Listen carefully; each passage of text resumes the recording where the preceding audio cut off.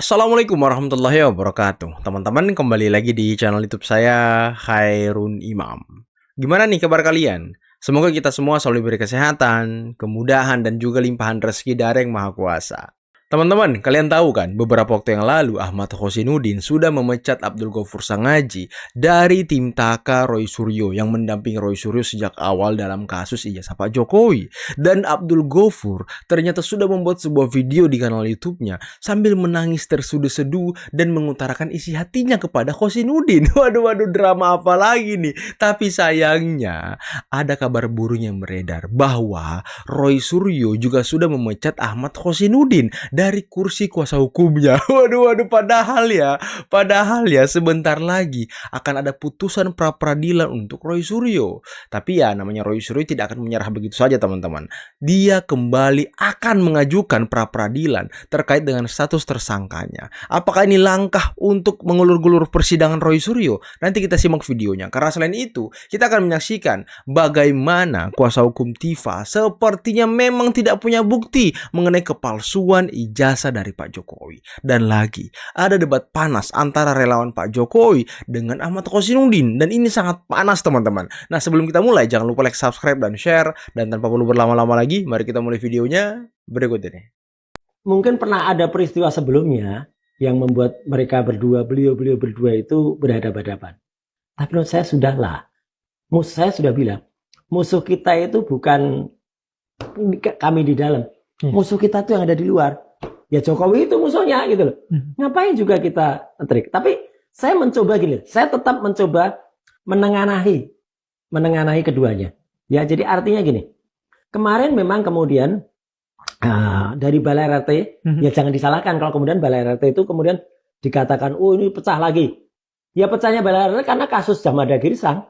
Jamada yang kemudian melakukan mediasi. Jadi yang melakukan mediasi, kemudian menawari RJ, itu ya Jamada terhadap si dokter omon-omon ini, si Respon ini. Nah, Respon yang kena. Jadi Respon, dan sekarang kan kalau kita lihat kan luar biasa. Mau ada orang yang sudah tertransplasikan otaknya kayak Respon itu kan parah banget itu. Jadi kayak sapi bajak gitu. Apakah benar yang menyodorkan dari awal soal mediasi, narasi mediasi itu Mas Pak Refli? Tidak. Saya bisa pastikan. Bukan sifat juga Mas Refli untuk begitu. Refli itu memang yang namanya lawyer itu selalu berkata gini, lawyer itu harus smart. Yeah. Bukan berarti lawyer itu harus kemudian melawan, tapi melawannya kemudian asal melawan, sehingga kemudian malah tampak seperti aktivis. Nah kan kadang-kadang, dengan segala hormat saya kepada Mas Khozinuddin baik. Tapi kalau karena kemudian kadang-kadang terlalu keras, sehingga malah nabrak kanan nabrak kiri, itu justru membuat tidak kondusif. Itulah yang membuat Dr. Tifa awalnya kemudian mundur dari Dr. Tifa kemudian mengajukan surat. Kalau itu Dr. Tifa mundur dari Taka, dan dia ingin berjalan tanpa, ya dia sebutlah beberapa orang, saya nggak mau dengan ini. Itu Dr. Tifa mundur, dan kemudian dia membentuk tim pembela Dr. Tifa, dan kemudian sempat. Nah sebenarnya Mas Refli itu justru menarik kembali atau pengen menyatukan kami bertiga itu. Jadi Mas Refli lah yang kemudian malah menyatukan dengan membentuk Balai RT. Kalau saya bukan Jamada Girsang, Balai RT ini. Iya, di situ ada Jamada Girsang yang kemudian membuat kop, membuat stiker, membuat dan kop suratnya Jamada Girsang. Waduh, bentar. Apakah dengan pernyataan ini Roy Suryo menganggap Ahmad Khozinuddin itu tidak cerdas? Makanya dia tidak ingin Ahmad Khozinuddin ini mendampingi dia secara full. Waduh, apalagi Khozinuddin pengacara yang bergaya aktivis, yang selalu keras tabrak sana sini. Waduh. Udin, rupanya kau itu ya tidak masuk kriteria dari Roy Suryo. Kau tidak masuk dalam kriteria orang cerdas dari para peneliti abal-abal ini. Aduh, salah tempat kau Udin, salah tempat. Kasihan sekali. Apakah memang Udin udah disingkirkan sama Roy Suryo? Hah? Apakah Udin sudah dipinggirkan, tidak dipakai lagi oleh Roy Suryo? Ini menarik, teman-teman. Makin panas saja perseteruan mereka ya. Tidak pernah polisi mengatakan ijazahnya asli, tidak pernah. Tidak pernah sama sekali. Hanya dikatakan identik. Nah kalau identik itu palsu sama palsu juga identik. Ya kan? Karena ada mekanisme, ijazah pembanding itu harus diuji dulu di laboratorium. Kalau belum diuji, dan itu adalah persyaratan dari Perkap. Bahwa dokumen pembanding itu harus diuji dan harus otentik dulu. Ya, Ilona. Jadi ini banyak yang diperiksa, bukan cuma Oke. ijazah Jokowi, tapi juga ijazah-ijazah pembanding tadi, yang ada katanya 3 itu, ya kan? Itu harus dibandingkan dulu. Jadi tidak pernah polisi mengatakan asli. Kemudian UGM tidak pernah menunjukkan fisik. Padahal pembuktian ijazah itu ainul yakin, keyakinan mata, bukan telinga. Oke. Coba saya Sebelum Oh iya silakan dikit lagi ya. Sedikit aja. Belum Saya selesai, ditanya, belum ya, selesai. Ya. silakan. Sekarang seperti kita naik motor di jalan nih. Kemudian kita tanya SIM. SIM-nya mana? Tanya yang buat. Kan nggak lucu, tunjukkan. Masa suruh tanya, buka itu apa namanya itu? Atau dikasih KTP, Ya, atau database. dikasih fotokopiannya. Atau fotokopiannya. Ada kan? Alah, katanya kalau palsu sama palsu bisa saja identik. Aduh. Berarti kau mau mengatakan kalau ijazah seangkatan Pak Jokowi yang dibandingkan itu palsu semua? Iya nggak sih? Ini kan bisa jadi tuduhan baru juga nih. Bisa dilaporkan juga kayaknya pengacara ini ya kan? Waduh. Polisi tuh nggak bego. Polisi tuh nggak bodoh. Masa ya polisi membandingkan sesuatu yang palsu? Kan nggak mungkin. Mikir dong. Ya, tapi kita harus memaklumi ya kan, dia kan ini pengacara tersangka, jadi harus membela tersangka bagaimanapun caranya, walaupun akal sehatnya sudah runtuh. Dan dia kemarin yang di persidangan kalau nggak salah yang tidak punya bukti apapun ya kan. Kasihan sekali orang ini ya kan. Aduh. UGM itu memang tidak pegang ijazah asli Pak Jokowi, hanya salinan, hanya berkas arsip. Mana ada kampus yang memegang ijazah asli mahasiswanya? Nggak ada. Aduh, ini pengacara gimana ya? Kasihan sekali loh. Anda buktikan aja kalau klien Anda tidak bersalah gitu. Bertarung nanti di pengadilan, jangan suka omon-omon. Nggak mungkin, Bang Kozi, saya nyebrang seperti Jamada Girsang dan... Kenapa dia? Nangis? Nangis? Nggak mungkin, Bang. Saya nyebrang ke sana, tiba-tiba membawa Mas Roy untuk minta RJ, untuk menghadap ke Pak Jokowi dan mengakui bersalah Mau seperti RJ? yang dilakukan Risma. Mau RJ? Sampai kapanpun, saya tidak akan pernah mengambil pilihan itu. Bang Refli juga demikian. Bang Refli tidak mungkin dan tidak pernah akan membawa Mas Roy ke Solo menghadap Pak Jokowi dan mengemis untuk mendapatkan restoratif justice. Nangis dia loh. Hanya memang di situasi yang krusial ini ada perbedaan pandangan hukum aja, Bang. Abang pengen cepat buru-buru ke persidangan. Kami diberi dulu kesempatan untuk mengklirkan status penangkapan, penahanan, dan penggeledahan yang dilakukan terhadap Mas Roy. Dan Mas Roy menginginkan itu. Kok tidak ada pecat-memecat kok di tim internal kuasa hukum? Mas Roy tetap menampung semuanya kok. Hanya Mas Roy ingin mengintegrasikan aja semuanya nanti pada saat persidangan di Pengadilan Negeri Jakarta Timur. Carut-marut gini kalian. Ya. Jadi jangan ada framing bahwa ada pengkhianat di dalam perjuangan ini seperti yang akan dilakukan oleh yang lain gitu loh. Kami tidak. Kami komit. Bang. Saya akan fight habis-habisan, Bang. Asik. Dan Bang Asik. Refli juga begitu komitmennya. Aduh, ngeri sekali ya. Hari ini kita sudah sampai di ujung dan ini hari Jumat yang berkah dan tadi sudah dikatakan oleh Pak Agung Ghafur Samedzi ya, kita sudah mendaftarkan kembali pra peradilan yang kedua. Pra peradilan yang kedua yang nanti akan mempertanyakan ya tentang Udah habis, bagaimana ya. penetapan tersangka yang menggunakan undang-undang ITE. Karena kita tahu semua, undang-undang informasi dan transaksi elektronik itu dibuat atas kebutuhan mendesak negara Republik Indonesia untuk persoalan ekonomi e-commerce waktu itu. Jadi singkatnya waktu itu kita tuh hampir di-ban oleh semua negara, ya. Karena apa? Karena kita belum punya undang-undang tentang transaksi elektronik. Maka undang-undang itu dibuat, digagas oleh 2 kampus, yaitu kampus UI di Jakarta dan kampus ITB, Unpad, maaf, kampus Unpad di Bandung, ya. Jadi ada cyber law dan juga ada IETE, informasi elektronik dan transaksi elektronik. Kebetulan saya ada di dalam tim gabungan itu bersama Prof. aja terus bahasanya. Aduh. Subianto, ya, Prof. Henry selaku staf ahli dari Menteri Kominfo waktu itu. Kominfo-nya masih bernama Komunikasi dan Informasi, masih di Pak Samsumar. Tahun 2003. Jadi kita tahu persis ternyata undang-undang ini salah gunakan. Bahkan pasal 32 dan 35 itu cacat betul kalau itu digunakan teman-teman saya dan juga Dr. Tifa. Karena tidak ada rekayasa elektronik yang kita lakukan, rekayasa dokumen nggak ada, bahkan saya pun tidak ada yang mengunggah atau mengupload. Maka kemarin saya juga mengerti. Aduh, memang ya. Sepertinya pra-peradilan Roy Suryo ini hanya digunakan untuk mengulur-ngulur waktu persidangan dia. Karena kan kemarin Pengadilan Negeri Jakarta Timur sudah mengatakan bahwa sidang Roy Suryo itu menunggu hasil pra-peradilan. Ternyata memasukkan lagi tuh permohonan yang kedua. Waduh. Atas instruksi siapa tuh? Roy? Ini menarik nih untuk kita simak, teman-teman. Karena Hosinuddin itu pengen cepet-cepet masuk pengadilan biar semuanya clear. Apakah benar penelitian Roy Suryo selama ini? Ya, tidak keliru dan benar ia Pak Jokowi palsu. Kan itu yang pengen dilihat oleh Hosinuddin. Sedangkan Roy Suryo sepertinya makin tidak yakin dengan penelitiannya, makanya dia terus mengulur, teman-teman. Terus saja mengulur. Nah, entah sampai kapan. Dan ini pra-peradilan yang kedua yang dia mau ajukan mengenai status tersangka dia. Kenapa nggak dari kemarin-kemarin? Kenapa tidak dari 8 bulan lalu atau setahun lalu sejak Anda menjadi tersangka? Kenapa nggak di situ? Aduh, kentara sekali gerakan Anda ini, kentara sekali Roy. Aduh, kasihan.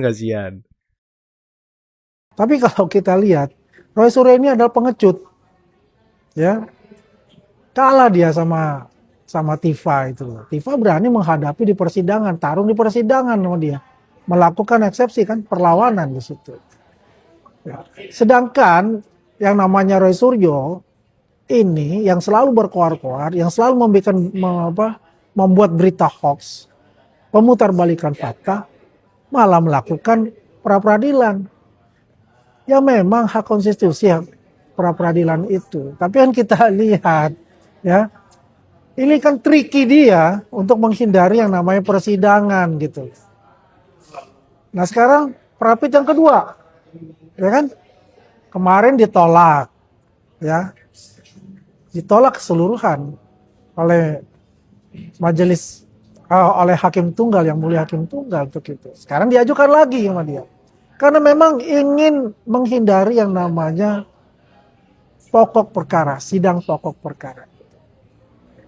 Makanya kalau saya katakan, Roy Suryo itu adalah pengecut. Seharusnya dia hadapi pokok perkara itu. Dan juga bisa saja ini adalah strategi dari penasihat hukumnya. Ya, kelihatannya akan ke sana. Freddy, saya ke Bung Kozin dulu. Bung Kozin, kalau kita lihat, kalau yang ditawarkan hakim itu adalah amanat KUHAP, lalu kenapa tim dari kalian ini seakan-akan membuat ini menjadi sebuah kontroversi? Ya, Bismillahirrahmanirrahim. Jadi menjadi kontroversi karena sebelumnya memang tawaran itu muncul dari kubu Solo melalui sejumlah relawan kepada para tersangka agar mereka menyerah di tingkat penyidikan. Namun karena di tingkat penyidikan mereka tidak menyerah, lalu diupayakan lagi di tingkat pelimpahan saat di Kejaksaan Negeri Jakarta Selatan, mereka keduanya juga menolak, baik Roy maupun Tifa menolak. Dan hari ini melalui mekanisme apa yang disebut sebagai restoratif justice yang memang diadopsi dalam KUHP baru, hakim kemudian menawarkan kendati agak kurang pas sih, karena memang kalau kita bicara kumulasi pasal itu ada yang lebih dari 5 tahun, yakni 32 dan 35. Memang dakwaan primernya adalah 310, 311 KUHP yang itu menjadi 443 dan 433, 434, 433 yang itu memang di bawah 5 tahun. Tapi terlepas dari itu, sebenarnya ini adalah bagian dari strategi jahat dari kubu Solo yang ingin menggunakan sarana KUHP yang baru setelah menggunakan Perpol tidak mampu, karena Perpol kemarin kan yang digunakan untuk restoratif justice. Kita protes itu tidak bisa karena menggunakan Perpol yang lama, karena pelaporannya masih menggunakan KUHP yang lama. Gitu. Jadi ini adalah bagian dari repetisi untuk menekan para pejuang kita ini agar mereka menyerah sebelum akhirnya bisa membuktikan bahwa ijazah saudara Joko Widodo palsu. Begitu. Saya ke Bung Freddy, strategi jahat apa yang disampaikan? Menurut Anda, benar nih strategi jahat dari kubu Solo? Ya, saya yakin ini kubu Solo Pak Jokowi tidak tahu menau ini tentang atau setidaknya jangan-jangan memang kuasa hukum juga belum menjelaskan bahwa memang sekarang dengan KUHP baru ini ternyata di persidangan juga ditanyakan nih, ya terdakwanya masih mau nggak restoratif justice kan gitu. Di KUHP memang diatur ya tahapan itu mulai penyidikan, di penuntutan termasuk di persidangan.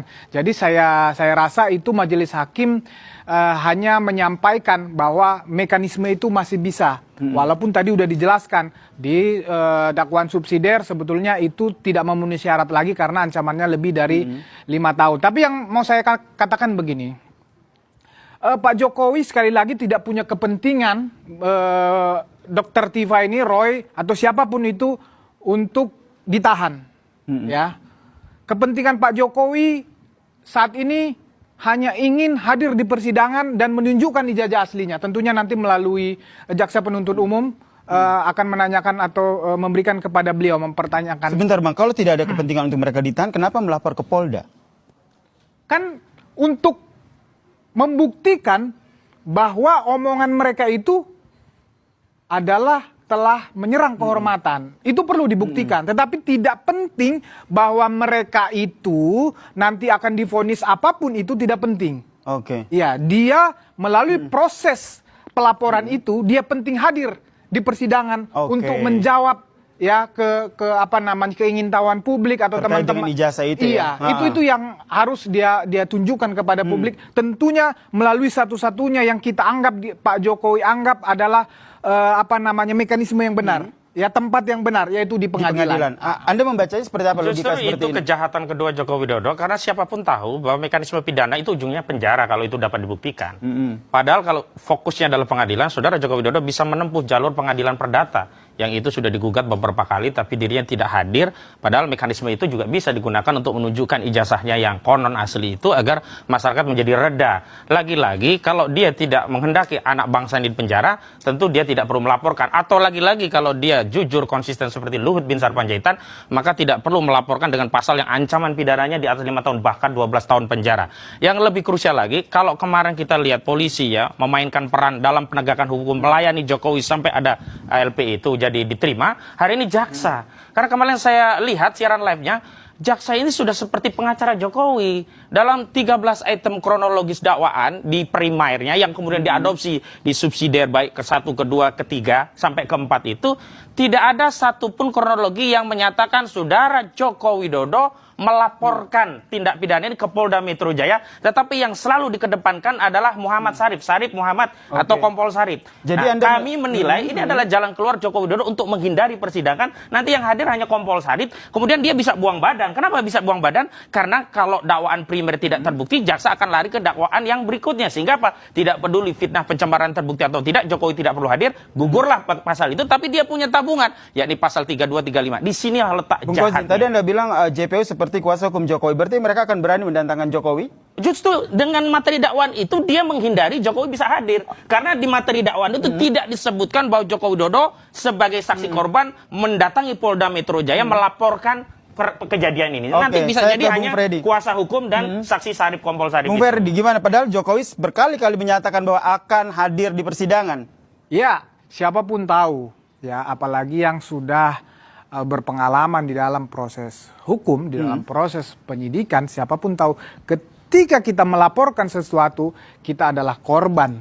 Dan di dalam sidang pidana, di dalam persidangan entah pembuktian nanti pemeriksaan saksi, pasti pelapor yang merupakan korban akan hadir di persidangan. Kalau dia tidak hadir, berarti dia merugikan dirinya sendiri sebagai pelapor, sebagai korban. Artinya dia melepaskan haknya untuk menyatakan kerugiannya di depan persidangan. Jadi yang masalah narasi atau dakwaan, narasi dakwaan yang dibangun oleh jaksa penuntut umum, ya itulah cara mereka. Itu dia strategi dia untuk menyusun dakwaan, ya proses terjadi awalnya itu bukan berarti bahwa di situ menghilangkan ya peran Pak Jokowi sebagai pelapor ataupun korban. Tetap ya itu hanya menggambarkan bahwa proses kejadian itu adalah informasinya dia dapat awalnya dari Kompol Sarif. Tapi kalau saya dibilang oleh Bung Kozin tadi ada Kompol Sarif yang nanti dipasang dan akhirnya